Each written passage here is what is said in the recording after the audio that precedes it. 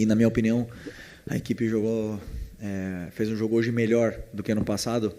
Aquele jogo onde o primeiro tempo estava 3-0 e acabou ficando 3-2. Hoje jogamos melhor que aquele jogo. Porém, não conseguimos concretizar as nossas oportunidades de gol. Eles tiveram um contra-ataque, fizeram, né? E depois tiveram alguma outra possibilidade de contra-ataque, mas, como eu sempre digo, nós escolhemos a forma de jogar e nem sempre vamos ganhar, mas essa é a forma que eu quero. Esse é o estilo que eu quero ver meu time, pressionando, deixando o adversário em dificuldades, que o adversário não consiga tirar a bola do Flamengo, que nós sejamos os protagonistas do jogo. Depois dependeremos, né, da bola entrar muitas vezes ou não, ou desses detalhes que são micro, mas que, claro, que temos muitas coisas para corrigir, como todos os jogos. Felipe, boa noite. Emanuele Ribeiro, do GE. Globo.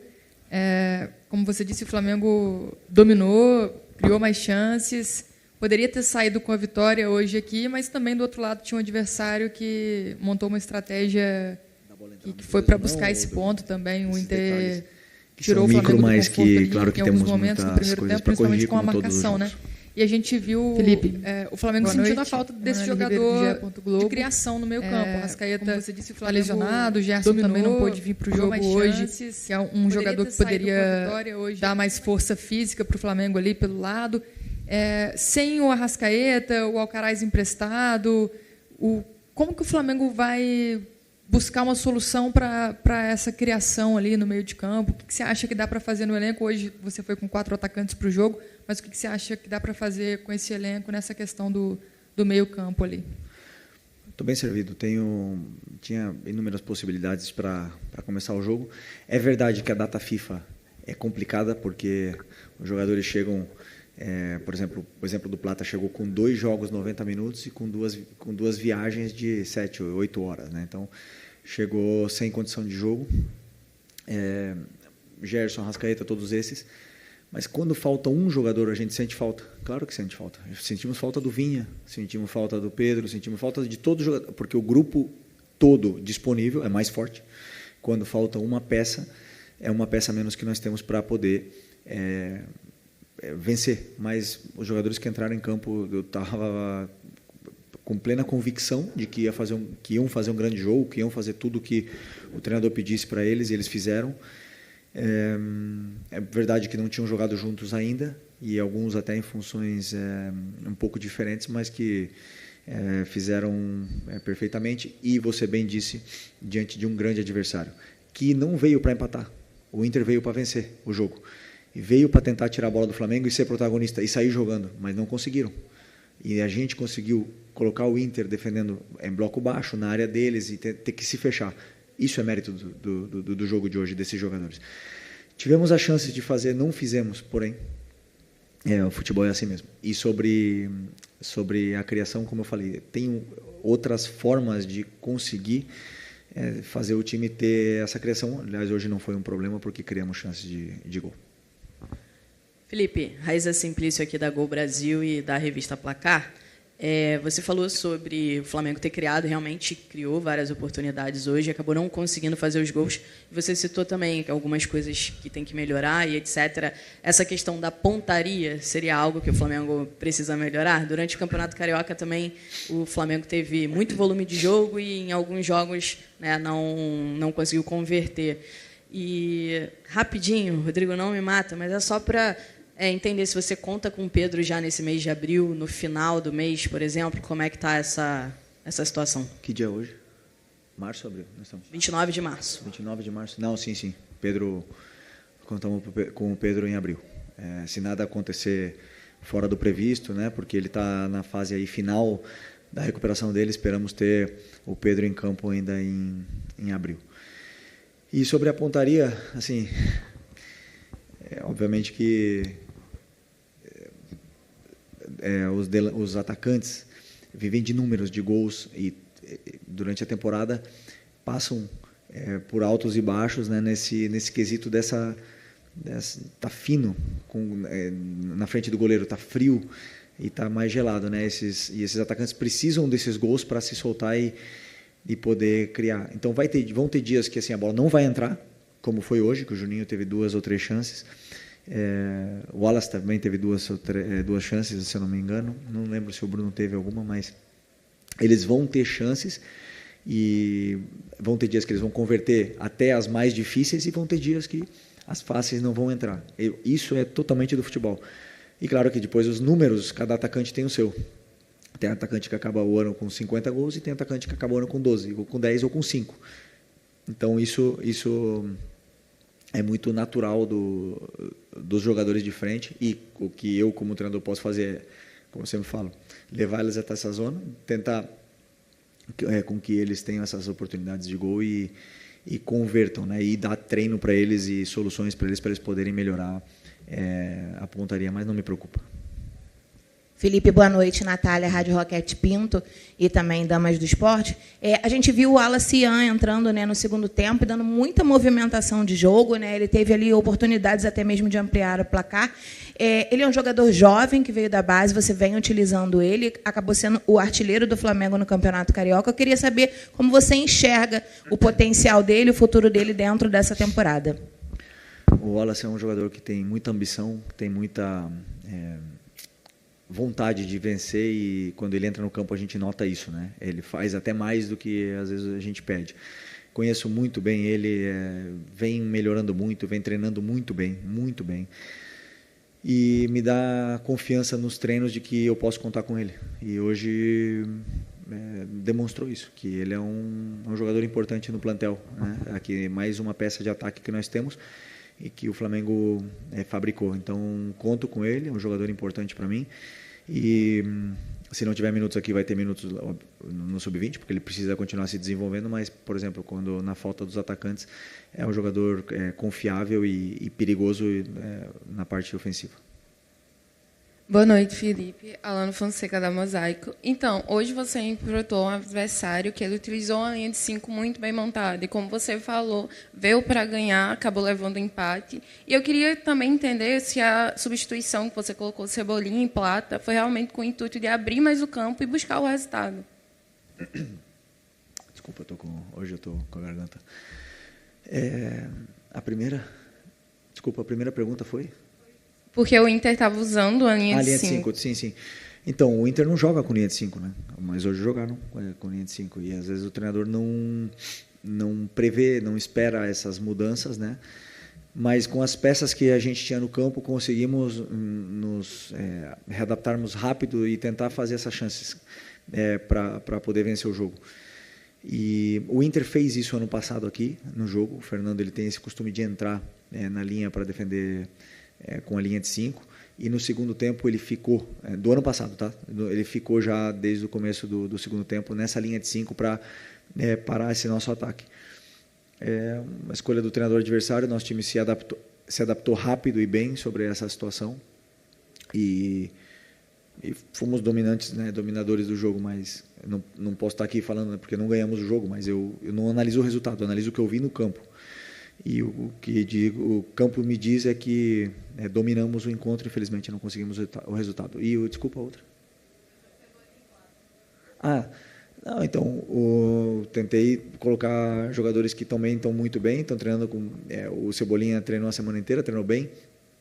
E o Michael, como eu estava pedindo para ele jogar por dentro, e aí eu imaginei que já estava também cansado, estava voltando de lesão. Uma lesão grande, quis também dar esses minutos para ele e acreditava que a entrada do Cebolinha ia potencializar mais o nosso ataque, e entrou bem.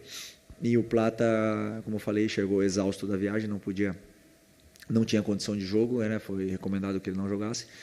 E aí a opção dele era por 30 minutos, e aí eu decidi por tirar o Luiz, que estava com um golpe na perna e já estava dando sinais de que não estava conseguindo estar solto no campo, né? Mas também poderia ter colocado o Plata de atacante, ter tirado o Juninho, por isso que eu falo que essas opções eu tenho na falta dos meias que vocês citaram antes. Mas o intuito foi, claro, foi vencer o jogo. Até a última substituição do Ayrton, e deixando o Alex de zagueiro, foi pensando em poder atacar pela lateral. Felipe, você me deu um gancho para a pergunta que eu ia fazer em relação ao Alexandro. Renato Gaúcho costumava brincar com o Soares, que ele passava o DVD, né, para o Soares, para aprender com ele sobre essa função de atacante. Eu estou numa brincadeira. Você meio que tentou replicar o que você fazia com o Alexandro hoje, nessa mudança, nesse ajuste para o segundo tempo, de trabalhar um pouco mais por dentro. Como é que você está imaginando essa dinâmica dele, principalmente nesse jogo de hoje, né? Talvez a impressão que ele tenha atuado um pouco mais centralizado, fazendo esse meio campo. Se você tem também um prognóstico em relação ao Léo Pereira. Não, eu não posso dar meu DVD para o Alexandre, porque o DVD dele é bom, hein? Não tenho muito para ensinar ali, porque é um jogador dos grandes. É um jogador dos grandes. E não é que eu coloquei ele por dentro. Eu tenho dinâmicas de ataque e faço esses automatismos onde eles têm que ocupar as posições, né? E o Alex, ele ocupa muitas vezes a posição por dentro, mas basicamente era para ele estar aberto, só que eles se entendem bem e acabam trocando as posições em alguns momentos, e ele acaba participando do jogo por dentro porque ele também tem qualidade para fazer e faz muito bem. Então, esse foi o pensamento. E o Léo Pereira, não sei, é um golpe muito forte no joelho, está com dor e não conseguiu acabar o jogo, e espero que não seja nada grave, porque Léo, altíssimo nível. Felipe, boa noite. Boa noite. Essa semana a gente teve o Dorival sendo demitido na seleção e o seu nome foi muito citado na imprensa como possível substituto do Dorival na seleção brasileira. A gente sabe que a sua cabeça está aqui, o foco está aqui, mas não tem como a gente não perguntar. Até o presidente BAP falou que se fosse meu filho, eu falaria para o Felipe que não é o momento. Eu queria saber a sua opinião, como é que foi ter que lidar com isso essa semana, acompanhar essas notícias, como é que você está acompanhando tudo isso? Como é que, a gente sabe que você está focado aqui, mas comentar como é que foi a sua semana. Não, minha semana foi Inter, totalmente estudando e analisando e trabalhando e treinando sobre o Internacional de Porto Alegre. E assisti o jogo da seleção, fiquei muito triste pelo Dorival, porque é um grande amigo, tenho um carinho muito grande, um respeito muito grande por ele, porque ele me ajudou muito. O Dorival me ajudou muito, desejo muita sorte, sucesso, e não tenho dúvida que em breve nos estaremos enfrentando aí nos campos. E você mesmo respondeu a pergunta, o que é a realidade? A realidade é a minha semana de trabalho contra o Internacional, e vocês me conhecem, eu tenho um contrato com o Flamengo. Não tenho mais agora. A única coisa que eu penso é na Libertadores, Táchira. É a única coisa que passa na minha cabeça, mais nada. Boa noite, Felipe. Léo José do Coluna do Fla. Já aproveitando o final da resposta sobre o Táchira, esse primeiro jogo do Brasileirão contra o Internacional já se mostrou um nível de competitividade um pouco diferente do que a gente viu no Campeonato Carioca. E agora a gente vai ter um Flamengo e Táchira na quinta-feira. Esse jogo contra o Inter, ele já deu para testar algumas formas de jogo já de olho no Táchira, ou o jogo contra o time da Venezuela vai ser tudo traçado do zero? Eu nem sei como eles jogam. Nem sei que sistema eles jogam. Não conheço nem os nomes dos jogadores ainda do Táchira. Essa semana amanhã de manhã vou começar a estudar eles. O nível do brasileiro é muito diferente, mas nós tivemos 8 clássicos no último mês e meio. Então a gente se preparou bastante para esse momento, mas o nível do brasileiro esse jogo de hoje aqui é alto nível. Então,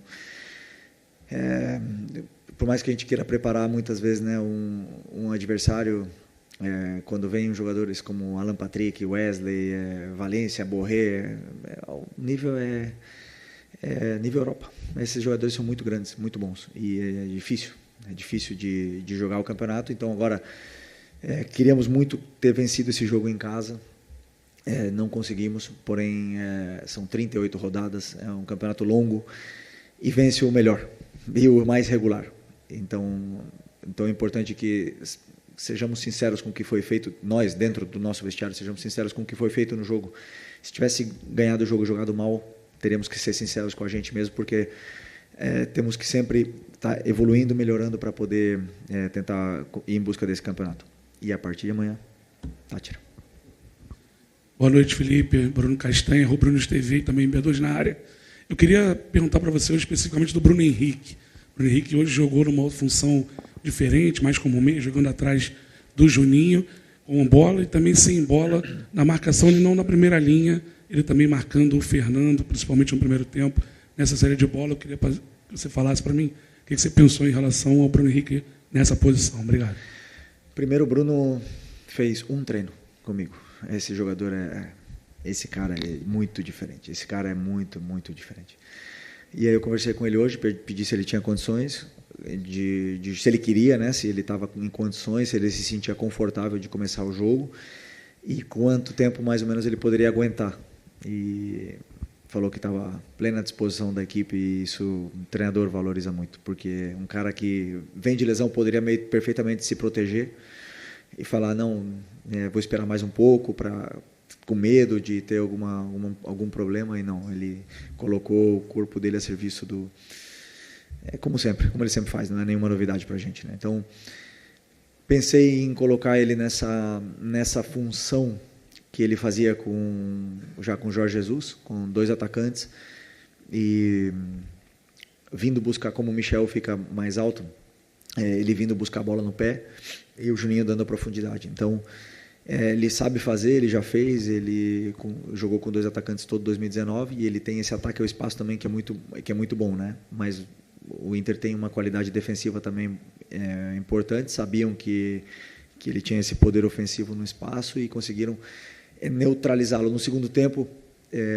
já ficou mais alto com o Michel por dentro, e aí ele senti ele mais solto, né, um pouco mais, assim, para mim fez um grande jogo, um grandíssimo jogo, e sobre a pressão, não é que ele estava com o Fernando, ele e o Juninho tinham que pressionar, só que eles, em determinados momentos ia o Juninho, outros ia ele, e acabamos pressionando um time que é difícil de ser pressionado, muito difícil de pressionar o Inter. O Inter são poucos adversários que tiram a bola do Inter, então tem mérito nesse sacrifício dos jogadores. Felipe, boa noite. Boa noite. Felipe, tem uma questão que está preocupando muito a torcida, acredito que está preocupando você também, é a questão da coxa. A gente tem o Danilo, o Gerson, o Bruno Tava, o Cebolinha, o Michael. São alguns jogadores que tiveram um problema na coxa nesse começo de temporada. Queria saber de você se você fez uma reunião com os seus preparadores físicos, com o departamento médico, para poder entender o que pode estar acontecendo e se vocês já conseguiram encontrar um diagnóstico para poder resolver esse problema. As lesões do futebol, 70% delas são posterior de coxa. É a maioria, porque o modelo de jogo pede pressionar, a sprint, pede voltar para marcar, a sprint, pede para se desmarcar no espaço, a sprint, e o músculo que mais solicita é esse. Tivemos 8 clássicos em 12 jogos. Então, além do físico, tem o mental. E esses jogadores, o que eu mais admiro neles é que eles não guardam nada. E as lesões vão acontecer. E é o risco que eu corro, pedindo para eles jogarem assim, eles fazem. Tem jogadores que têm mais predisposição, outros que têm menos. Tem jogadores que conseguem jogar toda a temporada e apenas ter algum problema físico. Tentamos dosar a carga, mas não controlamos tudo. E, às vezes, eles fazem algumas ações onde acabam sentindo. A única lesão que foi grande foi a do Michel. A única dessas todas. Todas as outras foram, assim, edema, grau 1, que é uma sobrecarga. Só que tiram um jogador aí 10 dias, 2 semanas dos gramados, infelizmente, mas estamos trabalhando, claro, para poder... Eu acredito que agora, com a sequência de jogos, até melhore isso e eles se condicionem cada vez melhor para poder ajudar a equipe. Aqui, Felipe, boa noite. Marcos Martinho, do canal da QSRN. Você comentou sobre que qualquer desfalque realmente enfraquece a equipe. O Flamengo sente a falta do Vinha, do Pedro, e hoje sentiu, acho que, principalmente as ausências do Gerson e do Arrascaeta, que são os principais meios de criação do Flamengo atualmente no plantel. Você identifica ou considera que o Flamengo talvez necessite de mais meias com essas características no plantel para poder repor as ausências deles? O que eu posso te dizer é que o Flamengo precisa e está fazendo, estar atento sempre ao mercado para poder sempre trazer aqui jogadores nível Flamengo, para poder levar mais ainda o nível da equipe. Não só estamos olhando meias, nós estamos olhando volantes, zagueiros, laterais, meias, atacantes, pontas em todas as posições para poder sempre elevar o nível da equipe. E posso te garantir que estão trabalhando muito bem, né? Muitas horas. Mas, como eu falei para vocês também, que dentro desse próprio elenco estamos bem servidos. Felipe, Fábio Barcelos, Família da Nação, boa noite. No ano passado, o Flamengo venceu o Campeonato Carioca e a temporada seguinte, né, aliás, a mesma temporada, o restante das competições não foi bom. De que maneira você vai trabalhar a mente, o mental desses jogadores para dizer para eles o que você dizia durante o Campeonato Carioca, que a temporada começa nesse momento, agora, que o Campeonato Carioca foi só uma pré-temporada? Ano passado ganhamos o Carioca e não ganharam, né, o Brasileiro, ganhamos a Copa do Brasil. Em 2019 ganhou o Carioca e ganhou Brasileiro e Libertadores. Em 2020 ganhou o Carioca e o Brasileiro. Em 2021 não ganhamos nada. Então, assim, cada ano tem um ano diferente, não tem nada, mas o que eu falo para eles é justamente isso. Agora começou a temporada para a gente. Por incrível que pareça, 8 clássicos, 2 finais, tudo isso, e o ano começa agora. Então já tem jogadores aqui, já tem um desgaste grande de seleção, de sequência de jogos, e o ano começa hoje. E infelizmente depois da data FIFA, né, que chegamos aí nesse... que não é fácil jogar depois da data FIFA, porque os jogadores estiveram se alimentando de um modelo diferente durante 2 semanas e vão chegar aqui e agora jogar do jeito que a gente joga. Não é nada fácil. Então tem muita coisa boa, e o que eu mais sinto é essa ambição que os jogadores têm de conquistar esse campeonato, e isso o treinador percebe. Eu sinto no dia a dia, na maneira deles trabalharem, então por isso que o ambiente está tão bom. Obrigado, boa noite, pessoal.